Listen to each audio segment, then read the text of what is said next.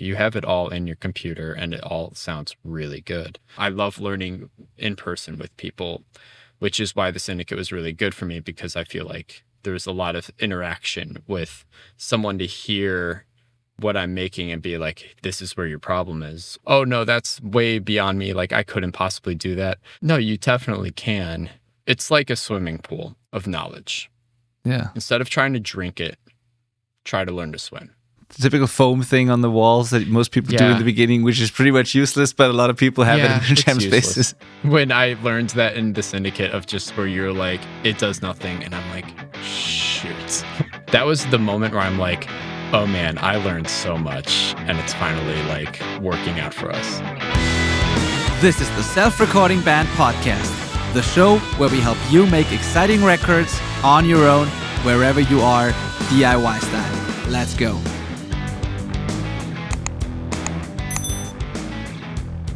I'm here today with an artist that I've been working with for quite a while inside of the Self-Recording Syndicate, our coaching program. His name is Adam Croft. He's part of a band called the Grand Caravan, and I had a blast working with Adam. And it's been 2023, I think, when Adam joined our program. So it's been like 2 years, something like that. And Adam has made a ton of progress during this time, but also he already came in with like great songs, but then he worked on the songs, on his recording skills, on the production skills, and I was constantly like impressed and blown away by the progress he made, by the amazing questions he asked, by how much better everything got. And it was already good when he came in, but it just got better and better over time.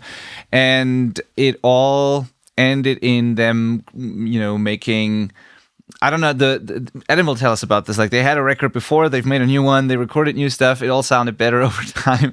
But like what it ended in for me, like the last thing I heard from Adam was that they went to a recording studio, tracked drums there, and I was so excited for Adam to be able to walk into the studio with all the high-end gear and all the great stuff there and be just like, I'm gonna make a record there and I know what I'm doing. And so yeah, it's about time to share this journey with you and talk about the music they make, talk about what's next for the Grand Caravan, talk about the whole process and progress. And I'm super excited to welcome him to the show today. My name is Benedikt. I'm a mixing engineer and the host of this show. And as I said, instead of Manel, my co-host, who is typically here with me, I'm joined by Adam from the Grand Caravan. Hello. Thank you so much for taking the time to do this with me today, Adam. Hey, Benedikt. Thanks for having me. It's great to be here. Yeah, it's an absolute pleasure, blast, and I'm excited to share all that with the audience.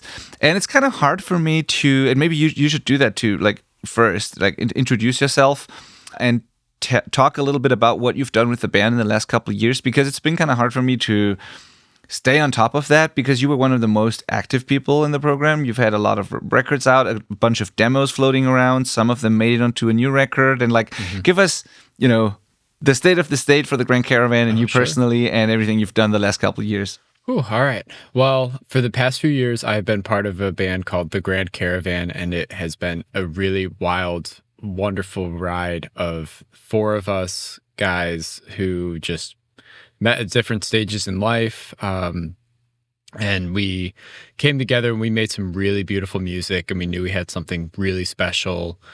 And we recorded one album mostly just on our own, not really knowing what we were doing. I took a lot of that on as far as like trying to do the recording myself, kind of wear the sound engineer hat as well as the producer hat and the musician hat. And it was a lot to take on. I was very overwhelmed and was starting to reach out to like, I need to find more resources to help me here because I don't know what I'm doing. That's when I found the Syndicate. And then doing the Syndicate has really helped me kind of tackle a lot of this information on and learn a lot of new things that, of course, like I just didn't know. And then that just using that information made our second record even better. And as far as the status of things with the Grand Caravan is, we recorded a second album and we are about to release a single from that album, but the band itself is kind of going on hiatus. Each of the band members are kind of like going in their own personal directions. We had a really great time, the 4 of us guys. Yeah, no issues between bandmates. It was more of a two of the members of the band. We formed in Denver, and two of the members of the band were born and raised in Denver, and they're just young 20s. They want to get out of their hometown. One moved to Seattle, one moved to Maine, and now I'm living out of a camper, and I don't have a job nor a home. So that sounds traveling around. Way worse than it is. It sounds way worse than it is. It's chosen homelessness. Exactly. Yeah, vagabonding, and I'm absolutely loving it. I'm traveling with my fiance and soon-to-be wife, and we're planning on traveling the world, and it's going to be a really fun time. So happy for you. Yeah, that's great. Thank you for that update and the summary of what you've been up to and what you've been doing. So can you explain a little bit like what the Grand Caravan's vibe or music is, so that people know, like, I hope people will check it out. We'll put out that in the show notes, of course. But like, what is the band about? Which kind of music do you make, and what does it sound like, or how would you describe it, really? Really good question.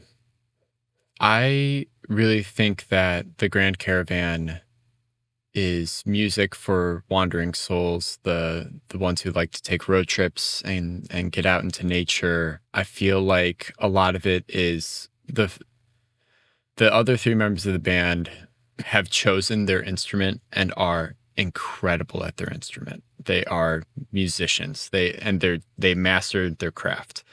And then I'm more of the jack of all trades, master of none. And I mean, I'm the lead singer, but like I feel like I'm a fair singer. I think I'm okay. I think I don't try to, when I sing, I don't strive to be like a great singer. I just strive to sing truth and then objectively try to make my voice like the best that it can be. And I also play bass, but I also like, I've played bass all my life, and I've tried to like make a name of myself and like stand out as a bassist, but this is the first band where I'm like, no, the bass is the bedrock. It's more going to be in the background because I want the shining light on the keyboardist, and I want it on the guitarist. It needs to be a supportive role for them, and sometimes it peeks through. I throw a little ditty, little bass line in there, just because I can't resist. It sounds really good when I do that. But I'm definitely a lot more reserved as a bass player for that reason. And I think a lot of that is because I am kind of wearing a producer hat for this band as well, where, okay, how's this song working? And I want to let the guitarist shine. I want to let the keyboardist do what he does, kind of just let that art come out. But I feel like all four of us are very different in backgrounds and what we like in music, but when we came together, it was something very unique, and it was something that just came very naturally and came from a deep personal place from all of us, and we're very proud of it. Cool. That was a really great answer, and one that I didn't expect, honestly. Like, some of it, yes, but it's a different way of describing a band and their music, which I like. So that's awesome. Yeah. Thanks. Also, I'm much more about vibes and what it is about than I'm about like genre, things, like whatever. That is always, I don't know. That's much more interesting to me to hear stories like that. Really cool. If you wanted me to put it in a box, I feel like indie rock is like the best way to describe what we do. But we take influences in a lot of different weird things, but like, I think it was the best when we would sit down to write a song. We're not thinking of like, we need to be this genre, so we need to have X, Y, Z. It is just, hey, I have this really cool guitar lick. Oh, that's awesome. Let's play around with it and let's see what comes out of it. Yeah. And aside from the Grand Caravan, like, you've also written a couple of other songs, or at least we talked about a couple of like demos and stuff that you worked on. I think that was not all band related, right? So did you work on or finish any of that stuff in the last 2 years? I have not finished. I love just trying to, like, I love composing, and like I said, I'm a jack of all trades, master of none. I definitely have a lot of instruments that I'm good at playing, and then I'm not great at any of them, but that's quite all right with me. I kind of like having the knowledge of a lot of different things. And so there are just definitely some times where I'm like, I just want to write. I don't enjoy it as much as like playing in a band. There's something magical about playing in a band. And so when I make stuff myself, I'm way overcritical of everything that I make. So mostly, and that is going to be my journey from where I'm sitting right now, living in this little tiny camper. I do have a little MIDI keyboard. I have a MIDI, like a miniature guitar that I can plug in. And I have this microphone, and my goal is to make some music solo, just by myself. So yeah, like I do like play around, but I haven't really like finished a song quite yet myself. Yeah, that's totally fine. It's just interesting to me. I'm asking this question for a specific reason because it feels like there are two different kinds of people when it comes to that. Some people in bands have no creative energy or desire left to work on other stuff or their own music or other projects. And then there are bands that have, then there are people that have like 5 side projects and other bands they're involved with, and they write their own stuff constantly. And it's always interesting to me to hear that because since I'm working on music all day long, and when my day is done, like, and I go home, it's sometimes very hard for me to do anything for my own band and to make, because I've spent all my creative energy and there's nothing left basically. But there are these people who like never run out of ideas and just can't get enough of that. And so it's interesting to me that being in a kind of an active band like you are, writing all these songs, finishing these records, that you still had the desire to write your own songs as well, even if you didn't finish them, but like that there was something in you that needed to get out in some way. And I will admit to this band, especially this last record, definitely I feel it pulls a lot of my creative energy. It creates, even in the editing process, which is I'm still in right now for most of our songs.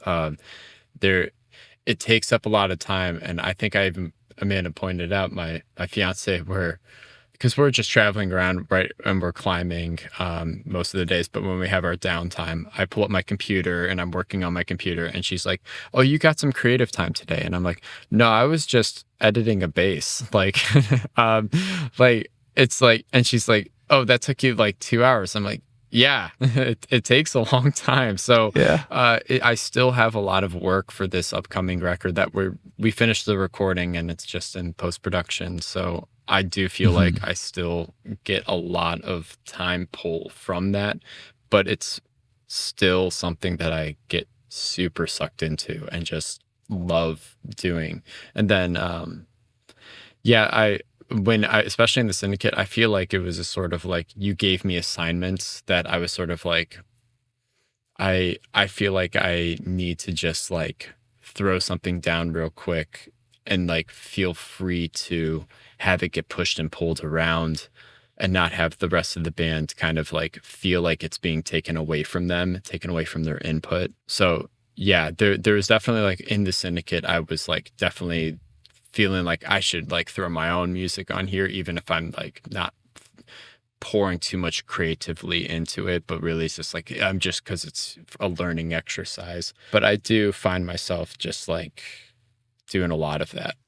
Yeah, it's funny to me how, or like, it's kind of funny that working on music can be so non-creative sometimes, like the editing the bass example, where people who don't know much about the process will think you're working on a song and it sounds like a fun thing, when in reality you're just going through this like exercise of, I don't know, it almost feels like it has nothing to do with music anymore at some point. Sometimes editing can be very creative, but sometimes if you're just cleaning things up or fixing mistakes, it's not really a creative thing, but it leads to the result you're going for. So precisely, and it's like all worth it in the end. And it's sort of like if I don't clean this up, there's going to be a little fret buzz that's going to drive me crazy when I listen to this later, and no one else might notice that, but I certainly will.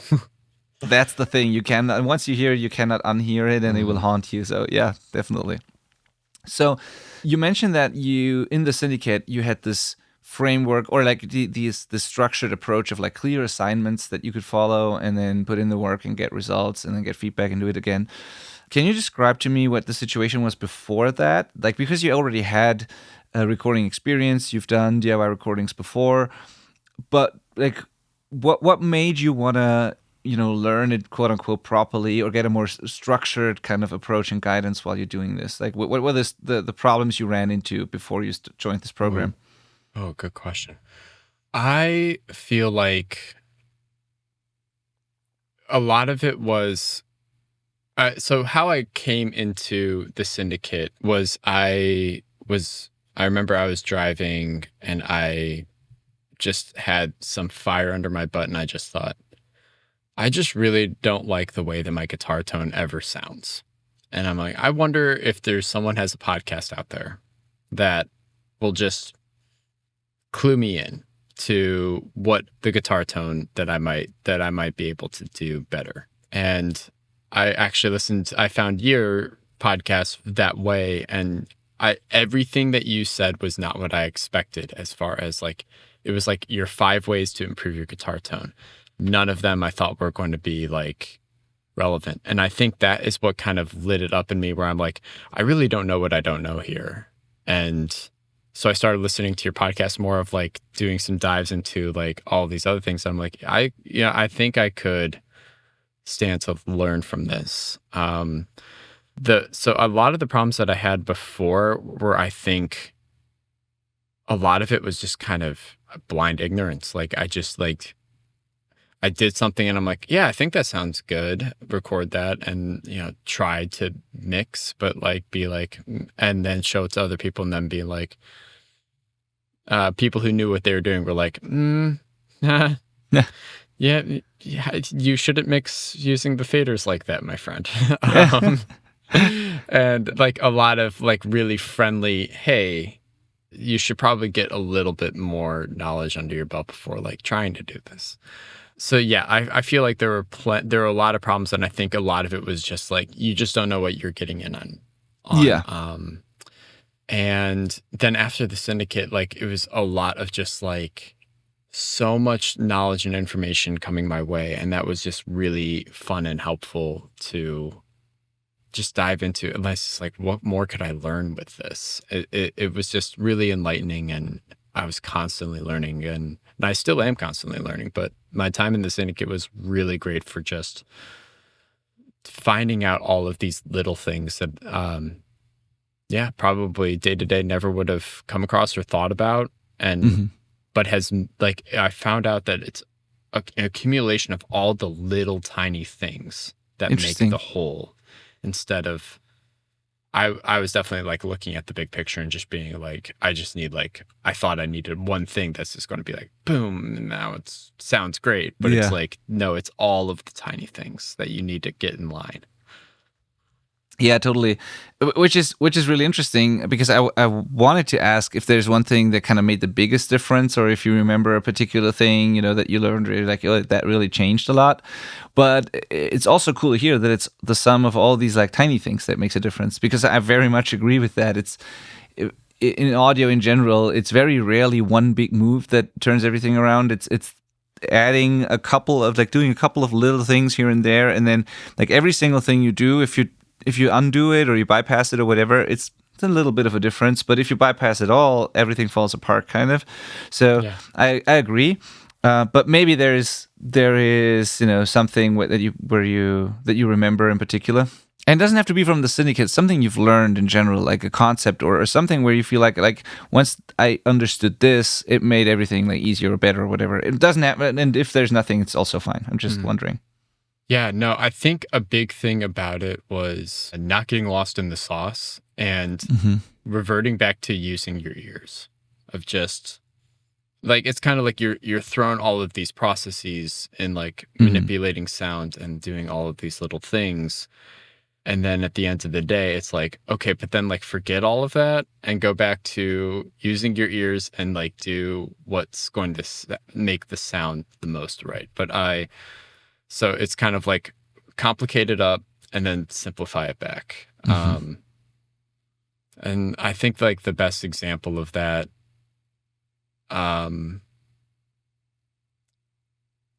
might have been just like shaping the guitar tone sound.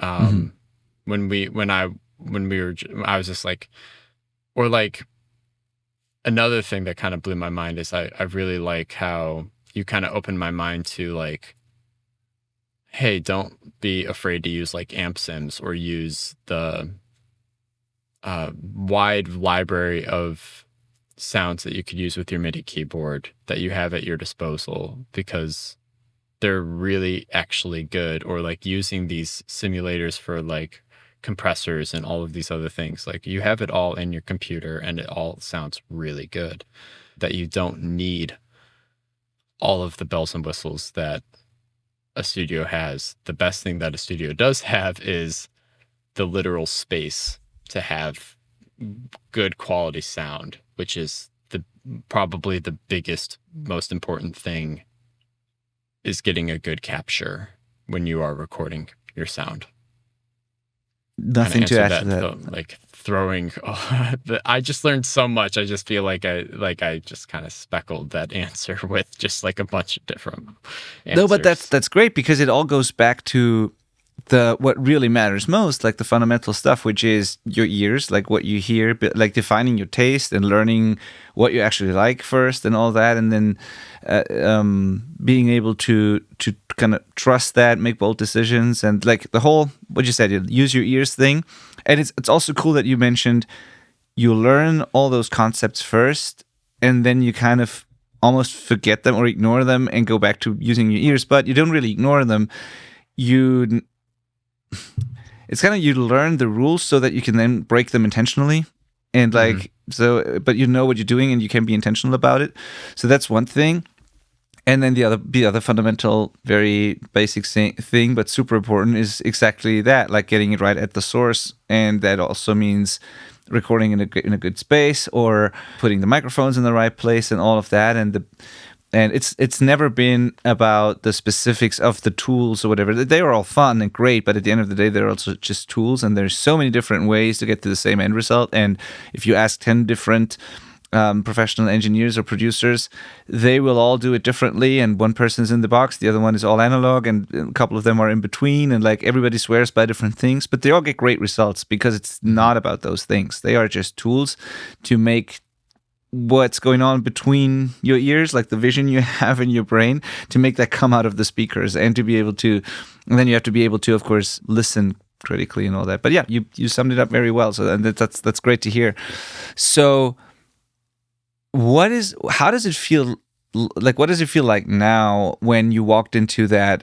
We haven't really talked since then, but at the end of your time in the Syndicate, you were then entering this recording studio. You were renting it to record drums for the new record.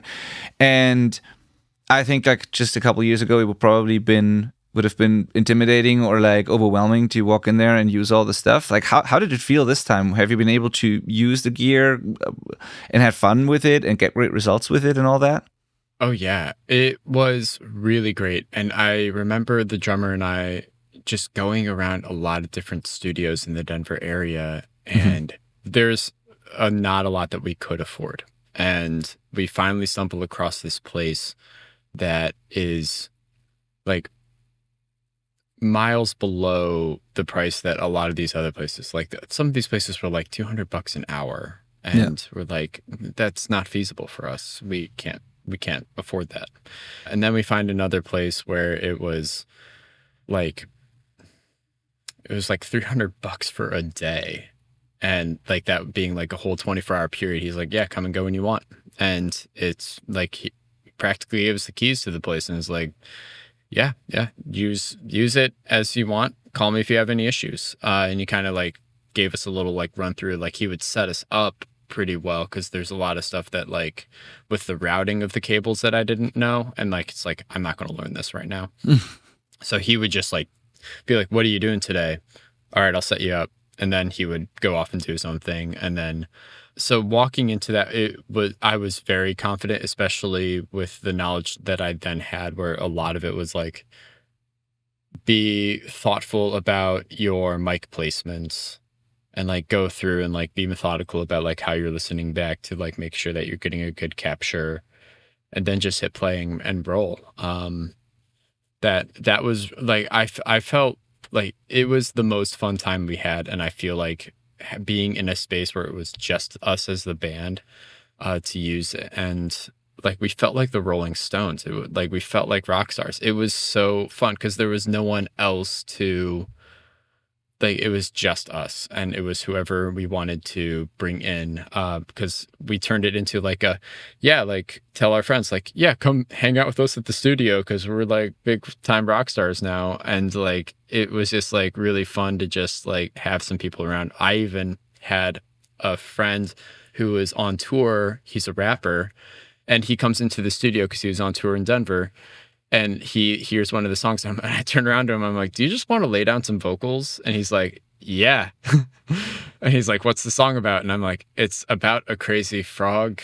And I'm like, "I know it sounds kind of silly, but like when we wrote it, like that's what it is." And he goes in the booth, and 10 minutes later, it's like, "Well, we are going to have him on the song now." Like, Wow. this is just like it allowed for so much spontaneous creativity to happen at the same time, like knowing and the confidence of knowing this is going to sound really good because we are using the better space and having all of the equipment that we could possibly want and need for this specific purpose right now. And it felt really great being able to do that confidently. That's so cool to hear. And I had no idea you were also tracking vocals there. I just thought it was just drums.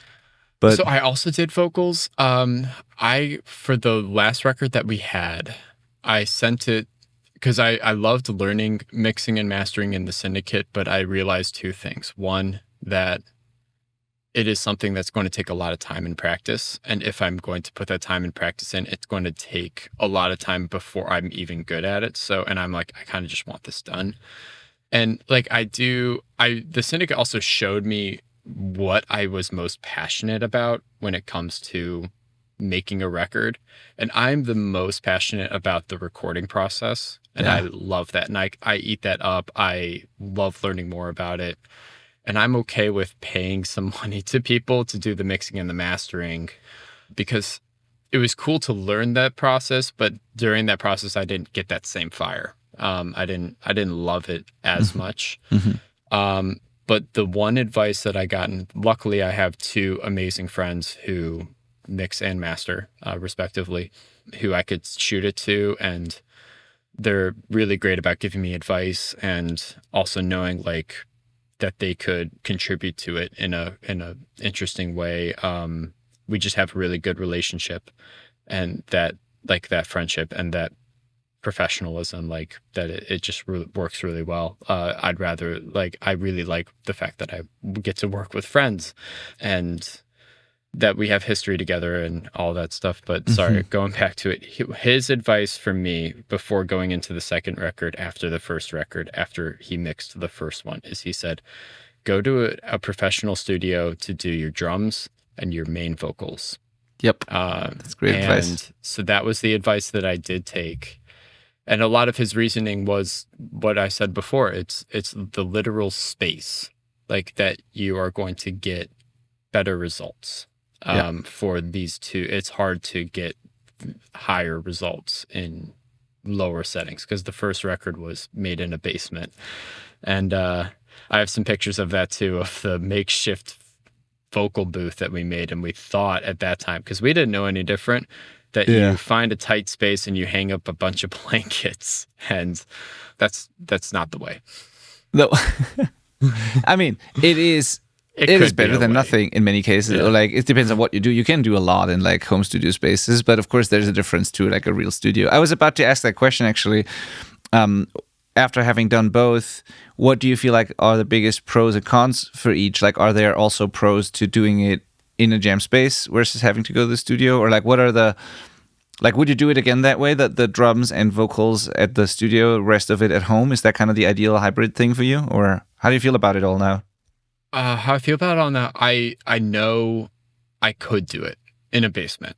That if I would go back into the basement, there would be a lot of things that I would do differently. And I know that I would make things sound better. Like if you are making something in a basement, it's still very possible to make really good sounding stuff. I think what was really interesting that I learned a lot in the Syndicate as well was how acoustics work and just sort of like when I said that wasn't the way where with all the blankets, it's because you were like, well, you don't want to kill the sound. You still want like some kind of play with the sound of bouncing off something to give it some effect. So like just understanding more of like how acoustics work and like how to use your room that you have. I think that's more important than having the best space in the world. Because if you have the best space in the world that's like, oh, these are the best acoustics ever, you might just find that really dead corner and like be like, oh, but it's the great, like you just don't know. That knowledge is a lot more important than like what you necessarily have in that moment. But like being able to use what you have with knowledge, you'll be able to do anything. Yeah, totally. I love that. Really cool. You mentioned the photos. Maybe we should just have a look at some of those photos and have you comment on them so that people know what this is all about. This could be fun. Oh, yeah. Yeah, let's do that. So what I would love to hear from you also is you tried, like I said before a couple times now, you've done all these different things. Like you've done it yourself in the home studio. You went to a professional place to record it. You've had help with mixing and you've learned a lot. You learned the mixing part yourself and then decided that it's like not what you want to focus on and all these things.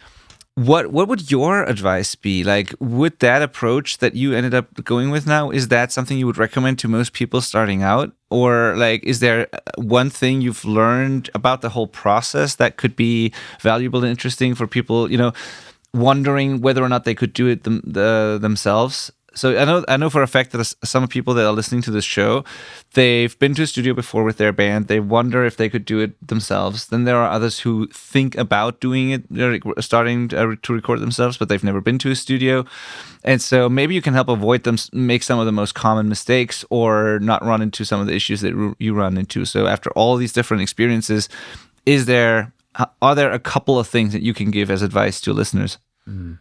I'd say if you haven't been in a studio before, definitely shell out some money to the first time in the studio, just have the engineer there. You'll have a couple of advantages with that. One, whoever that studio brings in as that engineer, they know that place like the back of their hand. If any problem arises, which I guarantee at least 20 problems are going to arise, they're going to handle it without even blinking an eye. They're just going to like do it. And so that's kind of good use of your money if you are trying to make a record. Like if you're bringing in a song or you're bringing in an album into this recording studio place, you're going to make good use of that money because you're not going to experience any hiccups. They're going to handle it.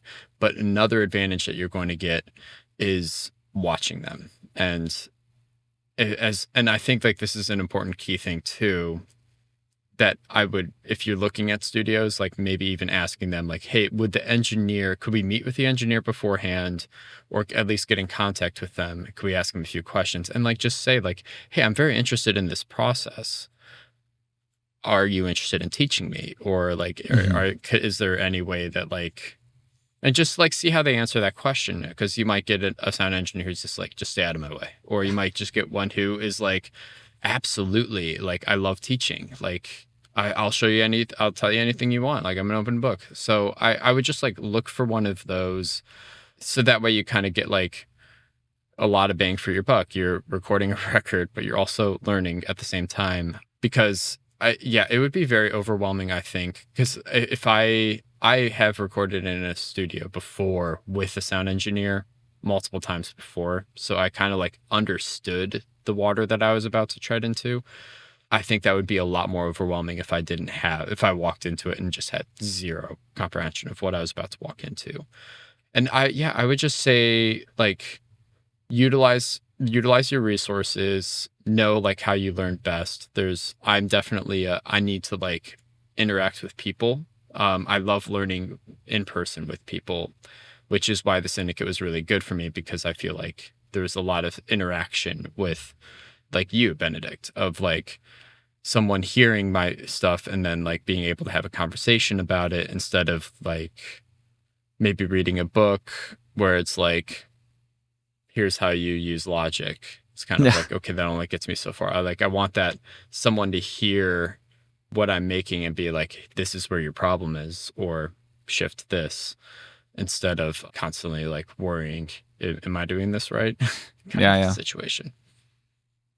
Yeah, cool. Thank you for all of that. It was super helpful, because one of the goals for me when I do these interviews, especially, is that it should be. I want this to be like encouraging and inspiring for people, and I want this to encourage listeners to go after their dreams. Because, like, at least when I listen to someone who has done something that I want to do as well, or has just started doing it, is on the journey, whatever.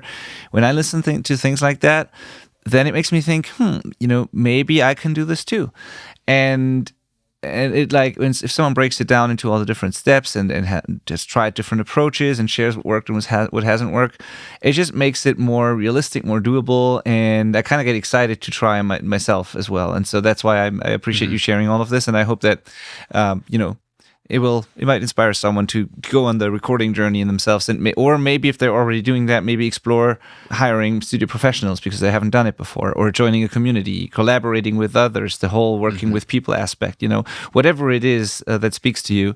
There are different ways to do it, and sometimes you got to try something new, and then at the end you know what works for you. There's no right or wrong, and no one way to do it. Yeah, and to add on to that, it's very much like, it's scary to put something so personal and intimate out there, and to try to, on top of that, put like, I'm going to try to make it myself. Yeah. All I'll say is, like, yes, if you think if you have any inclination to do it, it's very rewarding. It's very fun. Go for it. And like, it takes guts to make 100 mistakes. You're going to make 100 mistakes. I think like that might be a good thing to just like get out of the way of like understanding when you walk into something, but like not thinking, oh, like it's not worth your time. If anything, it's completely worth your time.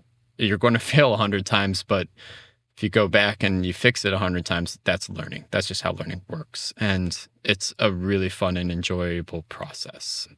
And if anyone out there who's listening to this is thinking like, oh, maybe or like, oh no, that's way beyond me, like I couldn't possibly do that. No, you definitely can. It does seem a little overwhelming at first, but it's like a swimming pool of knowledge. Yeah. Instead of trying to drink it, try to learn to swim. Like, just change the way that you think about how you're going to interact with it. And that might help. Yeah, like, you're going to be overwhelmed if you're trying to just like consume, like, oh, I need to like get all of the drops of this swimming pool into me and like learn all of this knowledge. Instead, just like learn how to navigate through it and like enjoy the process of just being like, oh, I didn't know that. That's kind of cool. And yeah, it keeps it fresh. It keeps it so that you keep going through it. And the more that you do that, the more you'll pick up. Yeah. Yeah, I completely agree. And you were so great at this, because what I loved about working with you, especially, was that, of course, the progress you made, how respectful you were, the communication, all of that. Like, I just had a blast working with you. But what I also loved was that you always thought about what it is that matters most to you right now, what it is that you actually want to focus on and want to learn. And you realize that it's very hard, if not impossible, to do everything at once, just like you just described. And then you just told me and said, you know what? I think for now, I want to focus on making this, like whatever, recording these songs, but not necessarily mixing them. Or I want to prepare for this drum session at the studio. Or I want to work on that concept for now, because I think that's the one thing that's holding me back. But you were always really clear about what the one thing is that you need right now. And you just felt it was okay for you to ignore the rest, and you didn't even try to just do it all at once, all the time. And this is a really, really good approach, and super helpful for me as a coach as well. Yeah, because like you said, it's just easy to navigate everything, and you were just really good at this. And it always felt like it didn't bother you that there was so much more that you could potentially do, but you just decide to not do that right now and just do one thing instead, which is awesome. Yeah. So. And I'm Cool. glad that you had that impression, because there was definitely times where I'm like, oh, I feel overwhelmed. Like, oh, there's so much that I Of do course, not know. Yeah, and that's okay. Yeah, and like, yeah, it takes some grace, like, of just like, yeah, it's a lot out there. Like, that doesn't mean like it's not worth diving in right now. Yeah, but totally. And then you slowly find out what you do like about these certain things, and you hone in on those. Yeah, totally. So I want to share my screen now.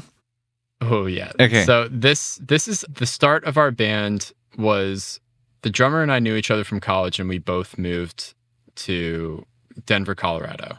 We moved to Denver, Colorado, and we're just playing in his garage. And this kid walks up and he's like, "Hey, my parents own a bakery across the street and we jam in the basement sometimes. Do you guys want to come play?" And so we did. We had a really good time. And then slowly and surely we were like, "Hey, we should form a band." And then our first show was a house show. And in the crowd was a friend of a friend. His name was Ben. And he's like, "Oh yeah, I play keyboard." And like, we talked to him after and like, "Hey, we kind of need a keyboardist or would like a keyboardist. Would you like to join our band?" And he's like, "Yeah, sure. Why not?" And so we slowly took over the basement of this bakery and it was so sweet. It was free, come and go as you please. And we would rehearse there all the time, write music, and then record. And it was just a really, really fun time. We were very fortunate and lucky to have something like that. So if you want to go through the bakery photos, that is just us goofing off in the basement. Yeah, that's Ben on the keys. That's this a little is us vocal recording session there. We did. No? There was he was playing on a harmonica right there. At the same time, Eric is kind of strumming on the guitar. And I think at that moment too, like they were just having a hard time hearing the metronome. So I was out there actually, you kind of see it. It's a drumstick. And I'm just like doing the drumstick, like just waving it so that they could visually see it as well. Oh, wow. Awesome. Yeah, and guitar. You did the typical foam thing on the walls that most people do in the beginning, which is pretty much useless, but a lot of people have it in their jam spaces. It's so funny too of like when I learned that in the Syndicate of just where you're like, it does nothing, and I'm like, shoot. And like I remember when we like put them up, we were like, oh, this is going to do so much for the acoustics. We didn't know what we were doing. Yeah, it's just like little I mean it makes things a little duller.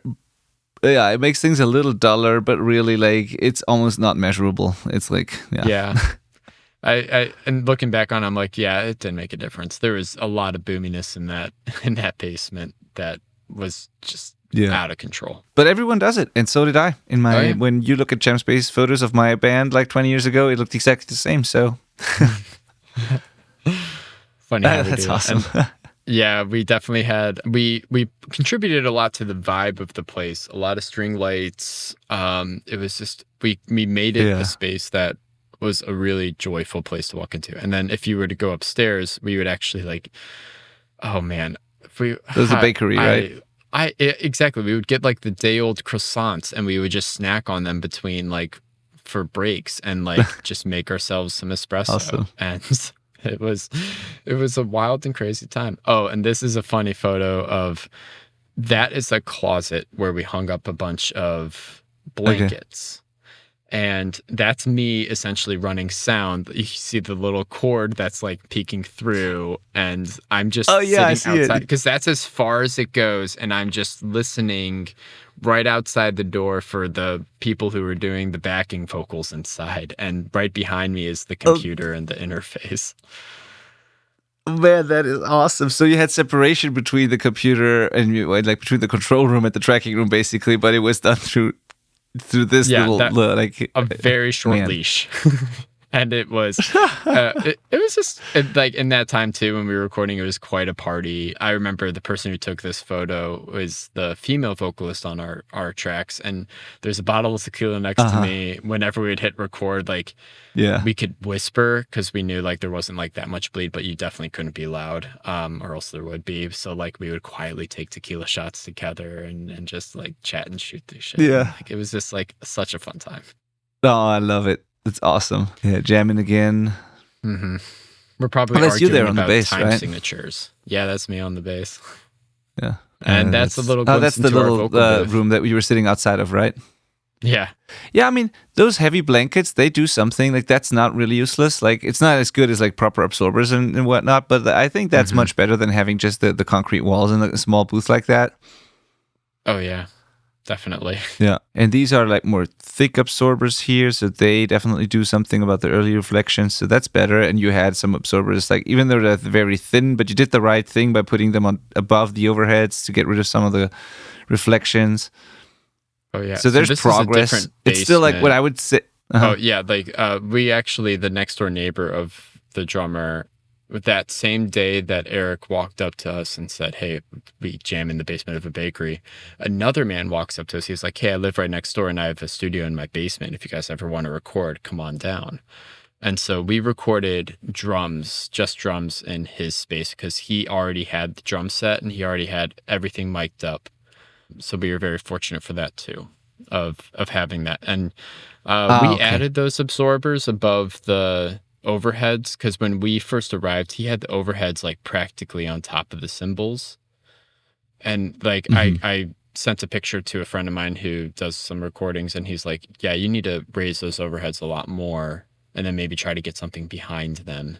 And so, yeah, that was our quick little solution. Yeah, I mean, it's the right thing to do. The one thing that comes to mind here is, like, you probably have, like, somewhere in the middle would have been where I would have started. Like, the idea is definitely correct. It's just, I probably would have landed somewhere in the middle, like, not really close to the ceiling with that ceiling height, but also not close to the drums. But anyway, like, putting something above the mics here was correct, and it goes in the right direction. So that's good. Yeah, these are these tiny little improvements from one session to the next. This is great.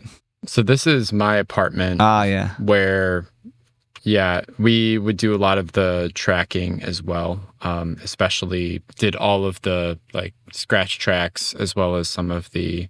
I definitely did the bass here. Did a little bit of the guitars, etc. And this space was incredible. That's Mike, the drummer. Oh yeah, that looks great. Right behind the control computer. Yeah. It was just a cool place to hang out. Yeah, that looks amazing. Like, these are like proper absorbers, Rockwool type stuff or whatever's in there, but proper absorbers, diffusers. Oh man, this is like a really cool place. Got the Ampeg head here. A lot of cool fun toys. Neve preamps, more Neve preamps, more Neve preamps. Universal audio pre's. Yeah, this is great. Great, like Amphion monitors. So this is a serious place. So this is really great. Cool. Yeah, it was a really fun playground, and it really made me want to like learn even more. Cool. Of like, okay, yeah, what am I even looking at here? And a lot of cool stuff. Cool. Did you use Did you use the hardware, the outboard, the pre's for the drums? I think so, right? Yeah. Yeah, so I actually use like different ones, like for different parts of the drum. I just kind of was at the mercy of whatever he set me up on. Okay. Yeah, the Antelope converter. I had the same one at my studio. It's great. Yeah, and that's Mike on the left and then Ben on the right. And just, I don't remember what we were talking about there, but yeah, it was a really, and then if behind that, the computer monitor was the big room where we recorded the drums, and then off my left shoulder in there was where the vocal booth was. Cool. And you were like running the session? You were basically in charge of it, or did you take turns? Did other people do it too? Like, I was basically, when it came to in our band, if it were like live shows, there was usually either Eric, the guitarist, or Mike, the drummer, who would like find us gigs. But I had nothing to do with that. But if it was anything that had to do with recording, I was definitely running the show when it came to that of like, okay, yeah, we booked this place, be here. This is going to be our recording. Well, this is what we're doing today. Yeah, it was kind of, I would have to wear the ringleader hat for that moment of the band. Awesome. Oh, that's the drum room. Oh, you got the Coles ribbon microphones as overheads here, and also set up.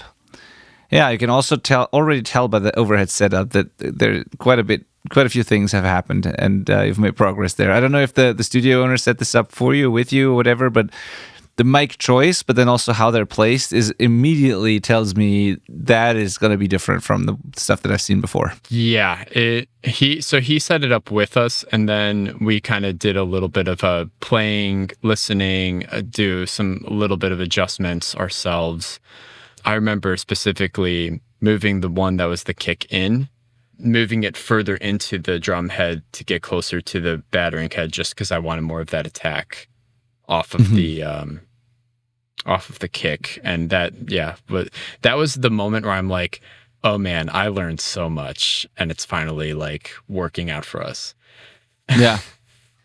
Yeah, totally. And in this photo, you don't see it because we actually had to like unscrew the head and like turn the head because to allow the mic to actually fit all the way through and in. So it took a little extra time, but it was worth it. Yeah, of course. I mean, that's part of setting up drums. Yeah. Let me just nerd out for a second here. What do we have? We have the D112. I don't know what model this is. But it's like some large diaphragm condenser as the kick out. Could be a 47 type mic. There's the Colds, ribbons. Awesome overheads. I love these, especially if the room's great. There's the RE20 on floor tom, also great. 57s here. There's some pair of rooms back here, probably also ribbons. And what's also nice is that like the Slingerland kit there, is that yours or does that belong to the studio? It was a studio. That's a great kit. You don't see these that often, but great kits. Yeah, it's like overall that is everything about it is like I love it. It's pretty awesome. Cool. So then, this is the other. Oh, and the room's actually pretty big, like tall ceiling, but also big room. So I imagine the ambience in there probably sounds great too. You got a room mic back there as well. Yeah, he set up, and this was interesting. I'm like, I'm just going to roll with it because it's better to have more ammo than less. He did 2 room mics, 2 in the front, in front of the drummer, and then 2 behind the drummer. And I thought it was really like fun to play around with. Absolutely, yeah. You might have to mess with the phase because they're facing each other, but yeah, definitely a thing to like definitely approach that can work. Oh yeah, there's the other one.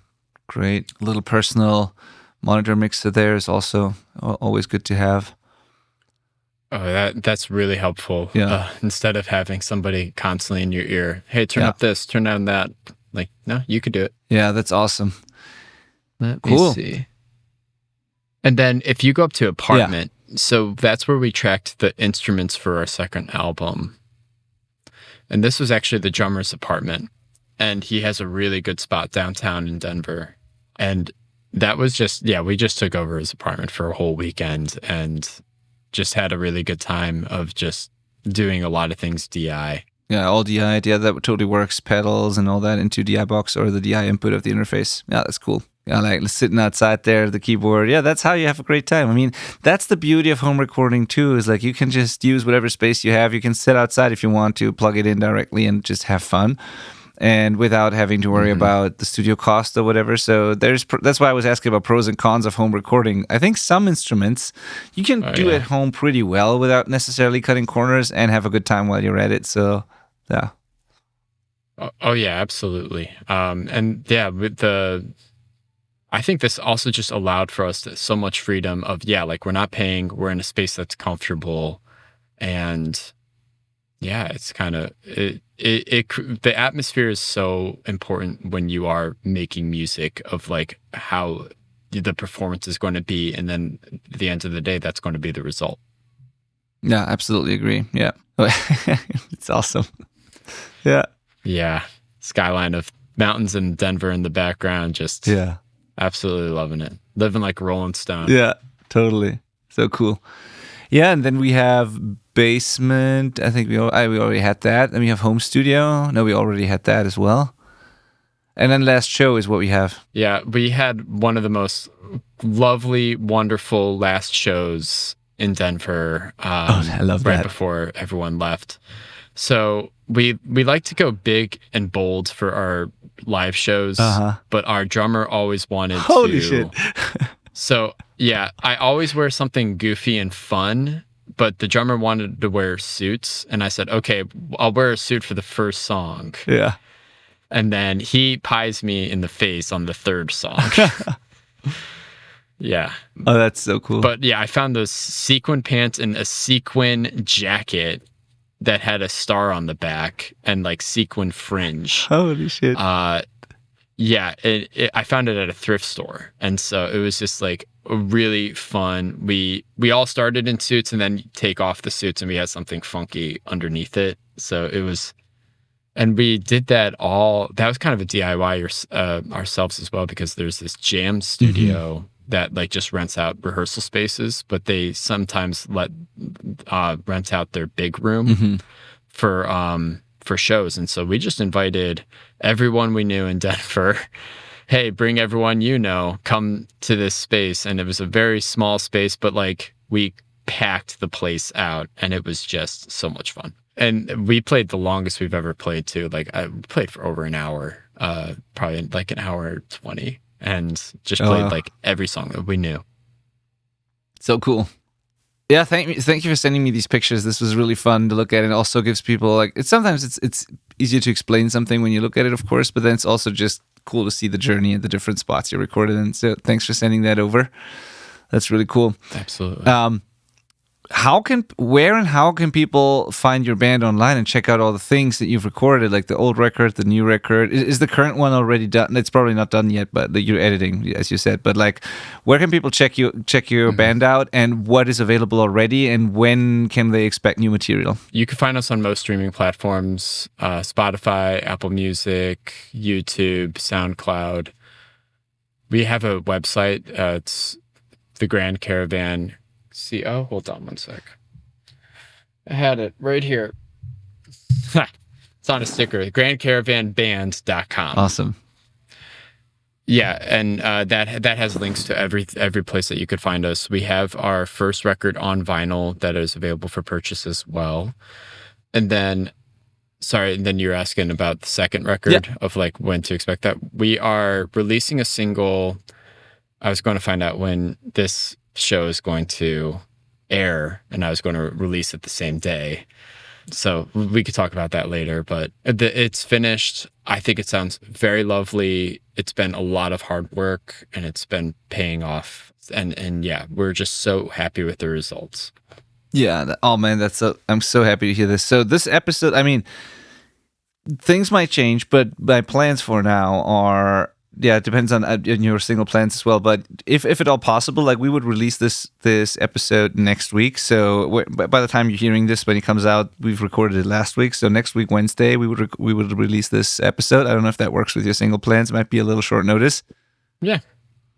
Oh no, that's perfect notice. We'll just we'll throw up some posts on Instagram and make some quick promotion, both for this podcast, but also for the single as well. And I'm going to put all of the stuff in the show notes, of course. So if you're watching this on YouTube, which I would recommend you do, because then you see all the pictures that we just talked about, then you find all the stuff in the description below. And if not, the podcast show notes should be linked to from all the different apps. Like you'll find this. And as always, if you go to the selfrecordingband.com/276, in this case, 276, number of the episode, that will always take you to the full show notes. So whatever episode you're listening to, just do the selfrecordingband.com/ and then the number of the episode. And there you find all the links to the Grand Caravan and the different sites that they have, and Spotify and all of that, and then the new single that they're going to release. Which one is it? Do I know the song? The one that you're going to be releasing? Or that's already out there right now when people are listening? Yeah, it's called Boda Box. Yeah. And I'm not sure if you've heard it. You sent it to me. You have? You sent it to me. Oh, yeah. Good. Yeah. Oh, you listened to it? Yes, I did. Today. I saw it this morning and then immediately listened to it. Yeah. Cool. What'd you think? I think I mean, people should listen for themselves. I think it's great. It's like I listened first and then I read your email, so I was immediately thinking like, did he mix that? Did he get that mixed? Like, what is that? Like, which project is that part of? Because it sounded really, really good. And then you explained, if I'm correct, that was the latest song that, like you said, they have completed, and part of it has been recorded while you were in the syndicate, is at least what the email says, and then you had it mixed and mastered by your friends.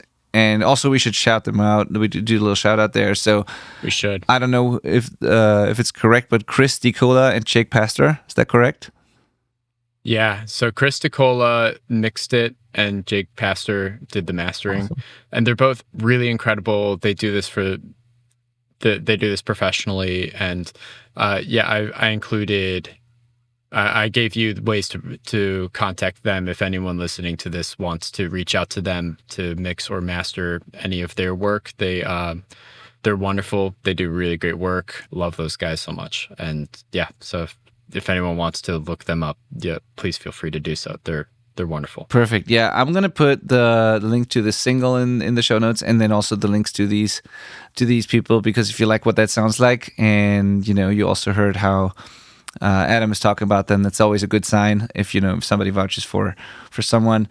If you think it sounds cool, you got the links in the show notes there. You can contact Chris and Jake for mixing and mastering. Yeah, and then after that single, when will the rest of the record be ready? I mean, you don't know it really. We already talked about that. But is there another single planned? Is the whole record going to be the next thing you release, or what's the plan there? So I've been living my life a little fast and free of just driving around, climbing things, and then every once in a while get back to editing. And it is on my plan. I definitely I need to get back to editing the stuff, sending it over, getting it mixed and mastered. The goal is to have it by this fall to be released. That's rapidly approaching, so it's probably going to get pushed a little bit further than that, which is okay. Rather have it done right and in its due time. Probably going to do a couple more singles kind of as we're working on it, and then try to release we're going to release the album, kind of when it's all done. But I think it's going to be more of like a mass push to the album here soon. Yeah. Cool. Awesome. Yep. So all of that, you will hear about it when it happens, and there's going to be links, as I said. Anything left, Adam, that we need to mention here, or that you want to say about your band, about what's coming up, like anything that I don't know about, or we should definitely tell the listeners about? Well, definitely I think a thing that our band really stood for, and that a thing that we like to make a big push for, or like our biggest like messaging that I think resonated the most, is if you have passion about anything, don't you dare spare an ounce of it. Go for it, have fun, and just because you finding your own personal enjoyment out of creating art or making music, whatever your thing is, don't hold back. Just keep going. And the more that all of us do that, the better this world is going to be. I love that. I think that's... Period. Nothing to add to that. Thank you for those. Yeah, nothing. Yeah. Yeah. Thank you so much for that. What a great way to end this episode. Thank you for taking the time again, Adam.